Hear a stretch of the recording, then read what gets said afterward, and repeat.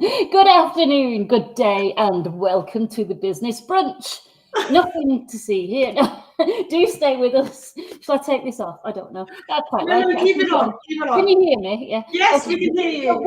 So welcome to the business brunch. We are your working from home team on Halloween. A little bit different. Please do say hello in the comments. Tell us that we've dressed up for a reason and that there's somebody out there at least.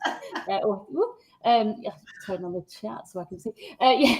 So we are your working from here home team. We are here to help you learn and evolve and connect, learn and thrive.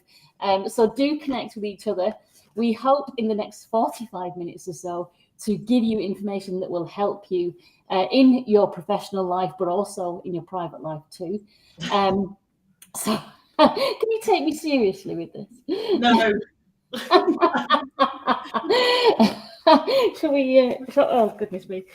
Phew! Oh my goodness! Outstanding! Oh my word! It's so itchy. I should just let me do my hair. So welcome to the business brunch, and thanks for joining us. I am Vanessa Ashworth. And we have Sarah Farmer, executive leadership coach, with us, and Yoda. Down below, Melinda Ward, who is our strategic business consultant. So welcome. As I said, we're here to help you connect, learn and thrive. And today is Halloween, and what can be more terrifying than the words annual appraisal? The fear of feedback is what this is all about. And it's horrible, isn't it? It's horrible for managers.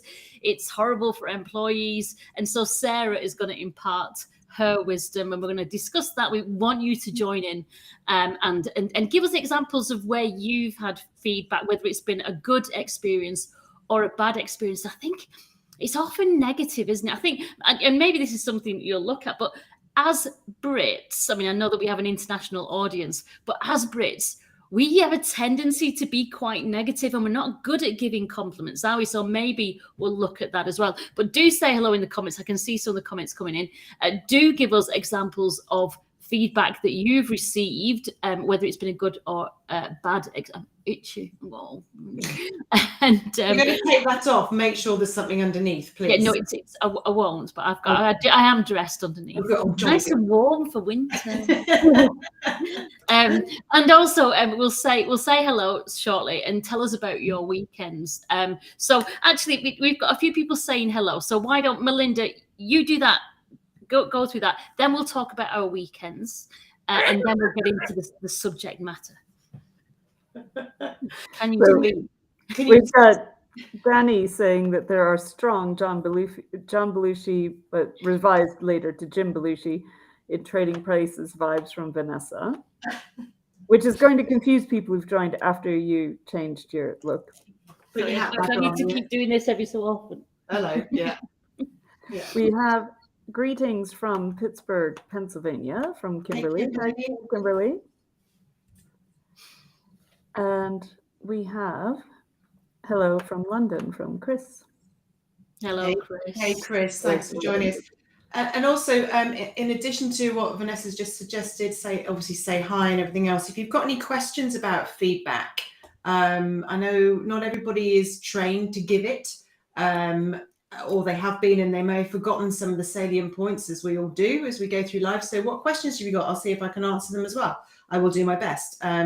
So yeah, let us know. But should we go to weekends then? Yeah, go on, weekends. So Sarah, how was your weekend? Well, I'm going to cut mine really short. Can I just say, first of all, I'm sorry I'm not as dressed up as you two. I did have a witch's outfit, but I bought it in the wrong size and it was huge and obscene. So I've just got the hat on. But my weekend was very quiet, very nice. I just, we potted around, did family stuff, and it was really nice. I did go to a lovely restaurant called Fish in London where they served fish.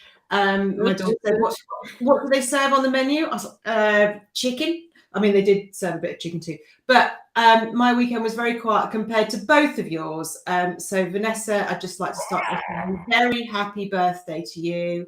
Happy birthday. You're almost a grown-up now. So tell us what you did. Tell us what you did. Okay, so yeah, it was my birthday yesterday. I hit the big 50. I don't know if you, Yay. Well done, you still got your own teeth and everything. Welcome to the dark side. Amazing, isn't it? Oh, I'm all wonky now. And I don't know if you can see this. I had a cake, and I posted on it. I had a big autumnal kind of trunk of a tree with mushrooms growing on it. It was fabulous. And one of my friends, I mean, I was surrounded by love, you know, and my mum had helped me clean the house from all the workshops we'd been doing for the festival. But like my family came, loads of the volunteers came to the party, my friends, local friends, my mum friends. I was surrounded by loads of love, and it was just gorgeous. It was gorgeous. And one of my friends, you know, Rivington is a big part of my life, where I volunteer, made the pigeon tower as a cake. So I don't know if you can see that. Oh, wow. I know. And this was, you know, and I got so many. I said to everybody, don't bring gifts. It's a pigeon tower. Incredible. Isn't that really, really great? So lovely. But some people brought like, I'm full of hair, little gifts, you know, really beautiful things. So yeah, I had a gorgeous weekend. We had a party at the house on Saturday night. I don't know how many people came, 40 or 50 people. It was ace, and loads of fun. And then yesterday we walked up to Rivington with a hangover and got some fresh air and had some black peas, which is a very Bolton thing. I know nobody else does black peas anywhere else in the world, but it's a bonfire night tradition in Bolton. They have a cup of black peas. Very nice. Well, happy birthday to you. Yes, And happy weekend. And Yoda, you look different. Yes. Yoda looked different on Saturday. Do you want to give us a very quick review of what you did? I went to, with a group of friends, there's about 15, 18 of us, who did zombie bride and bridesmaid bowling, like 10-pin bowling and karaoke. So we all dressed up in gowns with makeup and went into central London, and yeah, had an absolutely hilarious time. And actually Saturday, it was a busy weekend. Saturday I did something quite cool also. Went up to Birmingham, where, yeah, there's that. Melinda is the one with the blue face, bluey grey face, but the tiara, obviously, always with the tiara. Always a tiara, but wow. Wow. And Saturday went up to Birmingham and went to the oldest cinema in the UK. Right. And saw a film from 1927. It was a special screening we did, and it was a film called Sunrise. And it was the film that won the first ever Oscar for Best Picture, and the first ever Oscar for Best Actress. Cool. And you know, I'm listening to you, and you sound perfectly sensible, and you had but you're Yoda. I can't get over this moving mouth talking about Oscars and films. Right. Shall we? Well done, you. You both had amazing weekends. I doff my little witch's cap to you. Shall we crack on? Yeah, let's crack on. So yeah, like, as we said, very scary feedback and that annual appraisal idea. So why is it so scary? Do I keep Yoda on or lose Yoda? It depends if you want to speak to me or not, because if you speak to me and I'm talking about feedback and you're telling me something serious, I'm not going to take it seriously. But I do love you in green. It is a good colour, yeah. We'll keep you on for a while. So yeah, feedback. I actually wrote an article about this on LinkedIn last Wednesday. So if anybody wants to see what I wrote about it, then please go back and have a look in that. I'm just seeing, actually, I've just go to Andy straight away, because you can put that onto the screen. Go on, I've got it. I've done it. Yeah, so I don't think feedback should really be a surprise. If it is, and it points to, so this is one of the biggest points, Andy, well made, is that the reason most of us fear feedback is we are surprised about what we're hearing, and this comes because we haven't been given a clear direction of what we're supposed to be doing, or we've not been checked in with regularly enough, or we've got real low self-esteem, or just enough low self-esteem to think, oh, I'm a fraud, I know I've got it wrong. And I know many people with the imposter syndrome mindset will understand what I say when I'm saying that. It's like we immediately think, God, I've done something wrong. I've been there, and I still get that feeling. So being able to be more clear about what's expected from you and being given regular, consistent, good feedback throughout the time that you're with, a leader or within your organization is absolutely vital. So I'll ask Yoda, what do you think about that then? Can you see the link between, I know we've talked before about, we've had some very interesting feedback, we've been put in difficult situations. Do you see the link between lack of clarity and certainty in what you were doing that led to the feeling of discomfort when getting that feedback?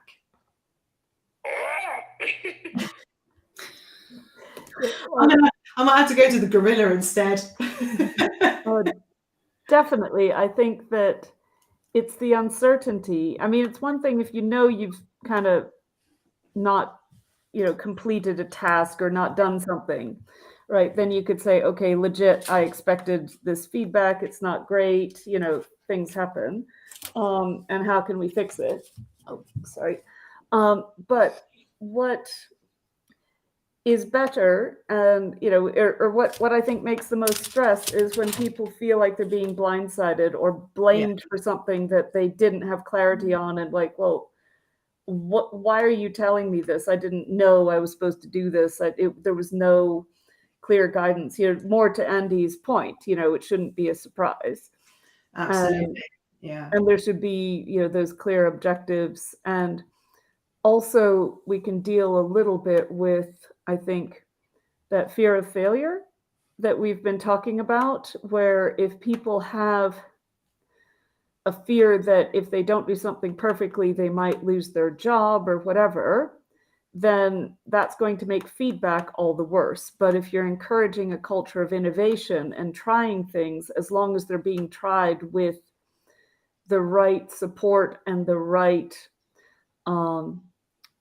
attitude, like not setting people up to fail, but to try something and try it from a point of having it researched, having prepared, being ready, then the feedback should be, hey, okay, this didn't work.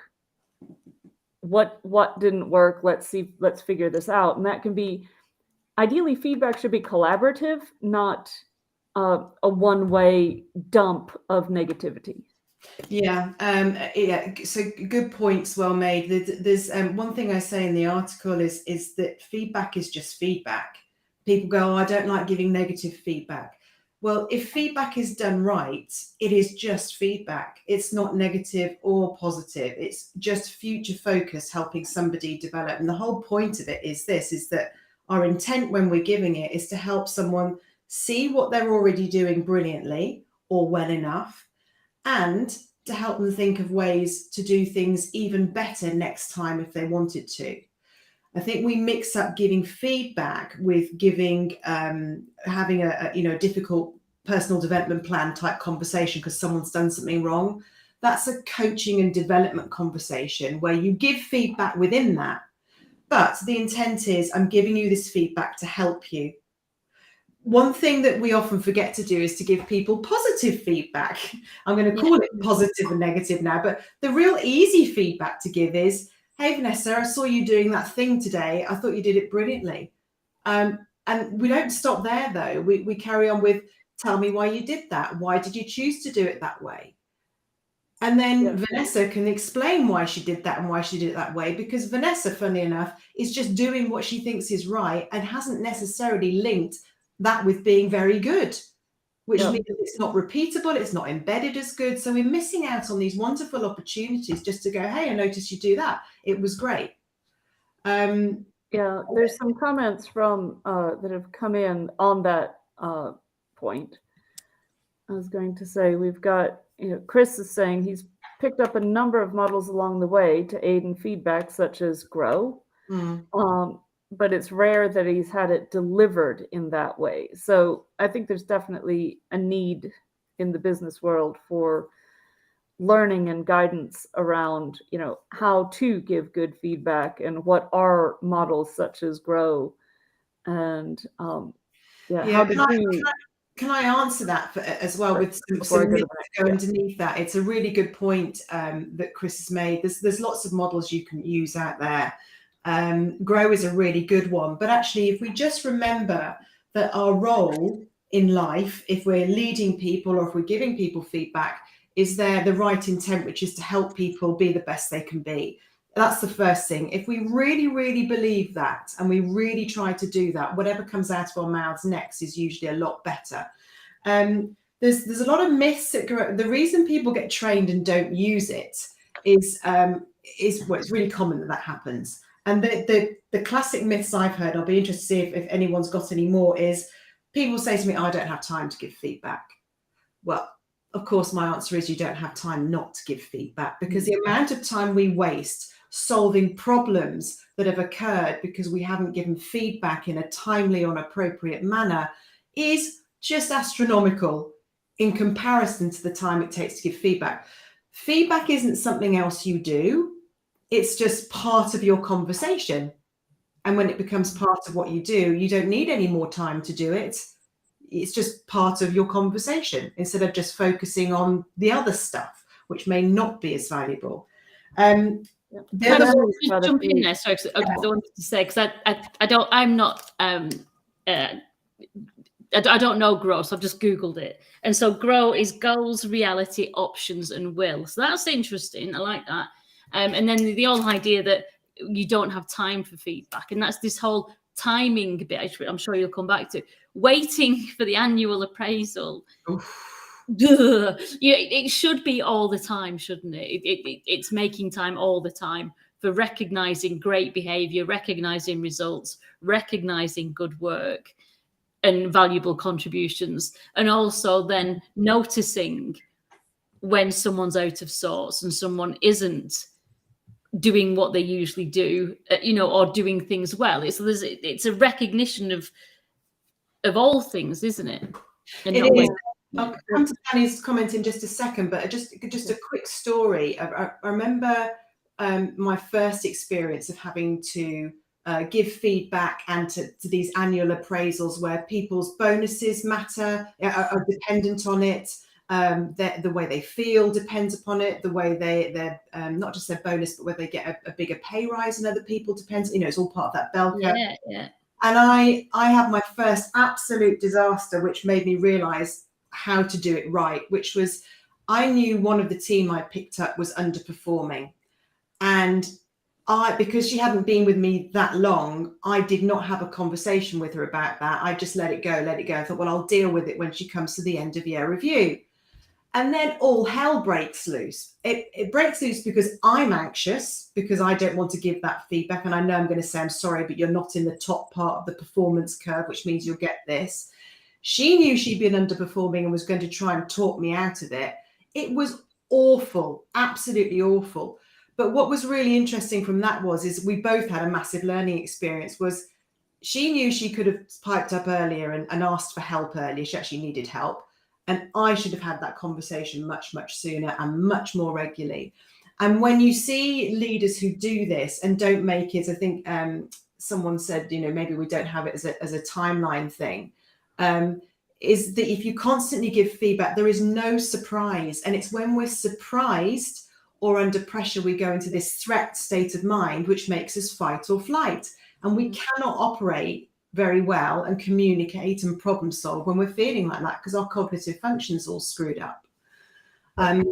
So let's see what. Have a look at Danny's comment. Danny is saying, I feel that part of the challenge is our semantic association of the word feedback with negativity on both sides of the discussion, which is exactly what you've just been describing, and try using advice in its place. Yeah, I'm not so keen on advice, because actually feedback, the essence of feedback is to share what you are seeing and what you are hearing. That is it. We've got feedback completely wrong. Feedback isn't a judgment. Feedback isn't a perception. Feedback isn't my biased thought about what you do. And I know, Melinda, you gave us a great example of that before we came on air, is that the example you shared about the guy.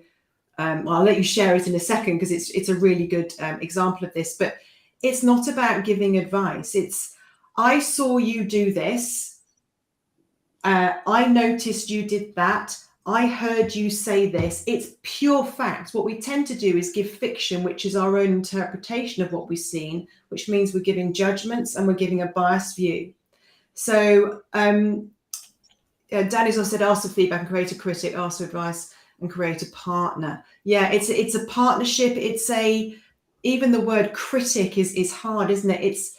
We need to remove all these negative connotations with it that we've all grown up with. And actually it starts from when we're tiny children and we're told off at school. That's feedback, but we're made to feel that big. That's where it often starts. Parents put us down.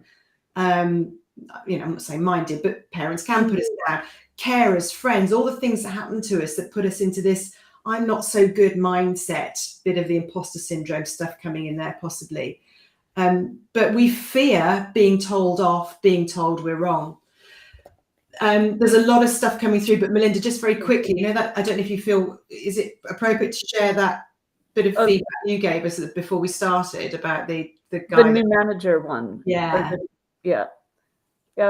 Some time ago, I had a new director who started literally 2 weeks before my annual performance review was due and took no input from previous management. Other people just steamed in. And after literally one phone conversation with me, the written review form that I got back said only occasional flashes of brilliance. And with no context, is this good? Is this bad? Because of course you take it and at first you're thinking, well, rude. But then it's like, well, was that really trying to be positive, but just being really bad in the delivery of it? It was just, it was just really, really bad. And Vanessa, your comment when you heard that was brilliant. Well, it was just the idea occasional. How many do I need to have to meet expectations? How brilliant do I need to be? How often to get that tick in the box? Which is why we need the goals. We need to know, what are we trying to achieve? We need a vision of what we're going for. We need to know our own goals, and underneath those goals sits the behaviors and the values allow us to achieve those. So many organizations don't even have that yet. It's appalling, and they wonder why they have behavioral issues, and then people come in and they're angry because they've been given bad feedback. I mean, it all stems from the very underneath, which is we're not creating an environment where feedback is possible, comfortable, desirable, and when we do, everything starts to change. But then you'd have to be very clear about what you're trying to achieve in the first place. We've got some good stuff coming in, but thanks for sharing that. I think it's a good example. Let's see what. So Chris is saying, how can you change an organization from only doing feedback at formal annual events and not through those ad hoc interactions? And I'm going to go straight to the next one because it's the same variation on a theme from Andy. It says maybe feedback shouldn't be scheduled as in annual appraisal, but given, as and when those moments occur. Okay, so to go back to Chris's question, it's a really good question, and it's something as a coach I work on a lot with the organizations that I work with. You have to create an environment that, first of all, is safe enough. So you've got to build a high trust relationship within the organization. Psychological safety is absolutely key. So if you've got an organization that doesn't do it, we cannot change the organization. I mean, yes, bring in a coach, bring me in. I'd love to get my teeth into these people, not literally, but to help them see the benefits of it. The only way that you can do it is start doing it yourself, giving feedback regularly yourself, take ownership, start showing people that you're the leader that others want to follow. Lead the way. It only takes one crazy dancer to attract another crazy dancer onto the dance floor, and then loads more start to follow. I don't know if you've seen that clip, but it's just a great way to show how people start to follow suit. Somebody has to be the crazy person on the dance floor to start with. You're not crazy though. You just, there you go. Melinda would so be there. So start doing what you expect. You'd be amazed how this ripple effect can start impacting other people. Make sure everyone that is responsible for you gives you feedback. Ask for it. Ask them for specific feedback. Think about what is it you want to know? How am I doing? what have you noticed about the way that I'm doing this particular work? What do you like about it? Is there anything you could suggest that I could do differently? Ask very easy questions that are easy to understand, but they might have to think to answer them. It's a big piece of work. Sorry, Melinda. Should we go on to some of the additional comments Yes. here? Because we've got a bit of a backlog. So Sorry. Yeah. Kimberly is saying, I agree. An innovative culture learns from mentors, peers, and short-term failure. The bounce back comes from trust and learner determination. Agreed. Exactly. Yeah, absolutely agree. The culture is absolutely key. If you've got a low trust culture where whatever you do is feared, because if you stand out for the wrong reasons or even the right reasons, you're going to have your neck above the parapet or your head above the parapet, and it could get shot off. Low trust cultures are a real problem. Feedback does not happen here. You just get abuse in these places. What's next? Next is Danny just saying exactly that. Those negative connotations are his point. If our default view on hearing, could I give you some feedback, is fear, unpicking and anchoring is always going to be tough. I completely agree that feedback should be objective. Unfortunately, people don't have a default setting for objectivity. No, they need to learn how to be objective. I mean, I teach people how to give feedback. It's a course, and what's a real shame is that this comes back to leaders are never trained to be leaders. Very rarely are they given the right training. They might be giving some at the best, and for some of them, nothing. They're just given a job. Hey, you were great at sales, be a leader. Oh my gosh. We need to be very careful who we're putting into leadership positions. We need to give them the training, the support, and the ongoing development to allow them to learn the skills like coaching, like feedback, like supporting, like giving recognition, all these things that people just assume you should know as a leader, and then they wonder why they fail, and then the leader feels shite about it, and it's not really their fault. All right, they could have done something about it. They could have chosen to learn. But yeah, it comes from the top down, and we need to teach people how to do it. Yeah, and Andy's saying that things like annual appraisals, annual goal setting, and the like can be well-intentioned, but it's lazy management and ultimately helps very little. I think there's nothing wrong with having goal setting and things like that, and having clear, achievable goals, but that shouldn't be the only time that they are discussed. It's that how do you use it that's the key. It's not the fact that you should do away with them. It's they can be used more effectively. Used better. So this is my plea to any leader that ever watches this is, first of all, please always have a clear mission and a vision for your team, your organization, and make it be exciting and inviting and inspiring. Please. Those of you who don't have one, you're already sailing your ship in the wrong direction. Please, please, please have goals that help me understand, as someone who works with you, what I'm doing, how I contribute. I really need to know that. That's part of my psychological safety requirements. It's just human beings' needs. Please, please, please, please, please tell me you're going to give me feedback. Let's discuss how I like to receive feedback, and let's make it really, really regular, and learn how to give it to me. I'm mad. The dog agrees completely. Give feedback well. But to give feedback, you need to know, you need to be able to understand your own mindset, what's driving your thoughts, manage your bias. I mean, there's a whole lot of stuff that goes underneath this. Make sure your mindset's right when you're giving it, and you purely give observations. I have seen, I heard, not I think this, it made me feel. That doesn't matter. It's the feedback you've got to give that is based on fact, not fiction.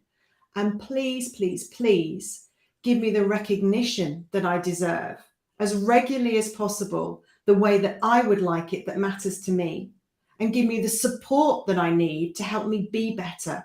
Don't just tell me, give me gaps to jump into to say this could be better. Help me do that. That creates high performance, a high performance culture that is filled with highly fulfilled individuals wanting to do more, do their best. And there will always be a few people that fall through the cracks, that don't like it. It won't land well. Maybe they're just in the wrong place at the wrong time. But imagine if we could massively reduce and minimize the number of people that are getting what they feel is bad feedback, poor treatment, and making them feel unwell and making them leave. It's got to get better, and it starts with better leadership training. Yeah. And we've got some more questions, and I'm going to re-show one just because the comment following is related to it. So Chris said, and we spoke previously about, is this where psychological safety is key? Completely. Danny replied saying, great question, Chris. What we do is part of our organizational culture. We need to make giving feedback normalized, and the environment of safety that enables this, which is exactly supporting what Sarah was just saying. Yeah. And next up, we've got Andy saying, I appreciate why this annual approach is common, but management is constant, not periodic. Exactly. Working is collaborative, and good managers and leaders can both empower and remain accountable without blame culture forming. Absolutely. That's the goal, isn't it? That is absolutely everybody's goal. And we can't, as I said earlier, we can't change a whole organization ourselves. They need some help. People have to want to change, and it has to start at the top down. But every single one of us could do this better, even a bit better. And when we do, we start to change perception a little bit within ourselves. We get better at giving it. You just need to learn how and practice and get feedback yourself on how you're giving feedback. So if you think you're doing it well already, here's a thought: ask for some feedback. Something like, I've been giving you feedback. Has it been helpful? What's helpful about it? How could I do it better? What do you like about how I give you feedback? Just open the door and see what's behind it, and don't be afraid, because that then allows other people to see your human side as a leader, but also lowers your own tension because you're practicing getting feedback all the time. Yeah. Can I jump in? I know do you want to do the other comments first, actually, Melinda? Yeah, I'll just be those. Mohammed has joined us and is saying hello from Morocco. Hello to you in Morocco. Thank you for joining us. And we've got from Joy, or Jay, sorry. It's Jay. The mask, it's hard to see. Hi, Business Brunch. Leaders need to have regular, frequent, quality conversations. They can be in 12 one-to-ones at the coffee machine, whether virtual or not, of course. When this is engendered, then most things are on the table to discuss because you've built trust. Absolutely, Jay. Trust underpins everything that we do. If you've got low trust, you're really fighting a losing battle. First thing is always create a high trust relationship. And if you don't know how to do that, think about empathy, think about how you build credibility. And if you don't know anything about that, then please research it or give me a shout. Or look, I think I've probably got something on my website about it. But we need to educate leaders more on this to be able to create these high trust relationships. Yep. And Kimberly is agreeing. We all appreciate those unique personalities with uncanny wisdom. Do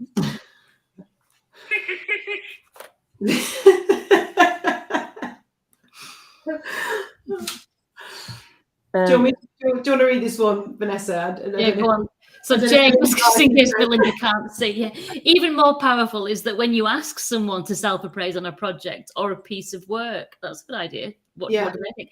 This way you raise self-awareness, ask them what went well and what they would tweak to achieve an even better results. Which is how will you incorporate those elements in your next task, work or project? That encompasses it beautifully. And the second we start to think about raising our own self-awareness, the fear can start to kick in, which is, I don't really want to hear it. What if they say this? And so there's some mind management we need to do, which is recognize you're probably going to go into a threat state. Some of us love feedback and will go and look for it all the time. Very rarely. Most of us are like, well, I don't really want to know what I didn't do well because it means this and it means that. And so manage your own mindset. Very good points. Oh, that's a good point from you, Jay, as well. Replicating what you're encouraging. Yeah, absolutely. You don't lead by example. You're never going to get it back. Never going to get it back. Now, and the last one that we have at the moment is from Danny. It's referenced, he cited this Forbes article in a report recently. And if you're interested in best practice appraisals, feedback approaches, and other after the session, of course. Great. Yeah, thank you for sharing that, Danny. I'll have a look at that. Very, very good. And I think so. My question with this is kind of, as a leader, we can look at better models like the GROW model that will guide us in how to do it, or we can talk to Sarah and get a one-to-one on how to do it better and how to give better feedback and receive feedback and ask for it and everything. A lot of times now we get the dreaded 360 feedback. Whoa. How can we, because as a leader we can learn it, but how can we then teach everyone? Because there's also this blame culture thing as well, and if you've got a culture of blame, then the 360 feedback is never going to be good, is it? And people will wait to kind of dig the knife in potentially. So how can as leaders, how can we manage that? Or should we not have 360 feedback? What do you think? What a great question. So first of all, there are so many 360 feedback tools out there that are worth looking at. And there are many that are absolutely shocking. And all they do is incite nastiness and poor feedback and judgment and bias. So you've got to be very careful. I use one, which is the only one that I will use, which is a 360 leadership feedback tool called the LEAPA, which is, I can't remember, LEIPA. But anyway, it's on my LinkedIn profile if you want to have a look at it. But it focuses purely on behaviors. And it's not whether you're doing it good or bad, it's whether I'm seeing it or not. And am I seeing it as much as I want, or do I need it a bit more? So it's purely based on, do I see you do this? Yes or no? How often do I see you do it? Is it enough or not? Then this tool allows you to give helpful feedback based on behaviors, not based on your own judgments and bias, which is what I think a lot of these feedback tools, especially the ones that aren't working, are doing. And people aren't trained and emotionally intelligent enough or emotionally self-controlled enough that when they get the opportunity to let everything go that they've been holding in for the last 6 months, they just go there because it's safe and I can really slag you off on here. And hope, but it's based on perception, not on reality. It's not based on, I'm not giving you a list of things to choose. Agrees again. Yeah, the dog's all over this. The dog is one feedback, cool thing. So if you're going to use 360, use the right tool, research them carefully, and make sure if you're just asking for feedback, you ask really good questions that allow people to give really good answers based on fact, not fiction. They are incredibly powerful tools when they're used well, and I use them with a lot of my clients, especially as they're developing into senior leadership roles, but also senior leaders as well, to see the areas they could just do a bit better at.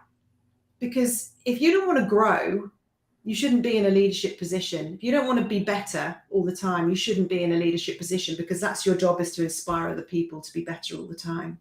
So I am pro 360, but make sure they're good ones. Yep. A few more comments coming in. Oh. A senior comment on my appearance on my 360. Again, that's...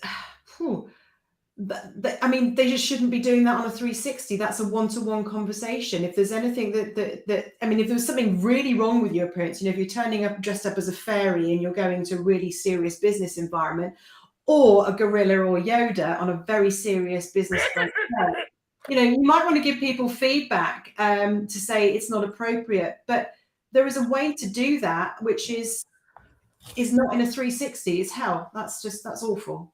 Really awful. And Chris had commented that they're in an organization that does not speak the truth on formal appraisals. Only good news is recorded, because any negative is very detrimental to promotion and obviously perhaps compensation reviews as well, which is judged by a faceless central HR function. So basically someone's just using some sort of chart to say, if you reach this number here, then you get that. Which it's not achieving what they want to achieve, is it? It's not achieving, it's just making, it's like presenteeism. Just because someone's present doesn't mean they're doing the job. Just because this process is present doesn't mean it's doing its job. No, there's a lot of education that needs to be had, and the bigger the organization gets, the harder it gets, because people get further and further removed from reality. But the truth is that it's not being done well enough, and when it isn't, and that comment has just really triggered this thought, is that you lose money, because what you're doing is you're getting people to tick boxes. They're not as fulfilled whilst they're ticking the boxes anyway. And where people aren't as fulfilled, we know there's a downside to productivity. So it's just ridiculous. I cannot understand any organization that doesn't take this seriously, because when they do, and the organizations do, you see the difference it makes. You know, if people are actually able to be open and honest. And one of the organizations I worked with very, very recently, you know, they had an increase in growth in company value of 25 million. And the work that we did to get them to that involved so much of this: being more honest, being more open, giving each other feedback, getting coached, sharing how they were feeling, all this honest trust, and being able to be better at giving feedback and growing people. It wasn't perfect, but, you know, it made a massive increase to the bottom line. So you can make more money by doing this, not less. You must invest. It's not, well, I mean, it is an option. It depends how good you want to be, how successful you want to be. If you want to be mediocre, you know, carry on as you are. Who wants to be mediocre? No, not me. Yeah.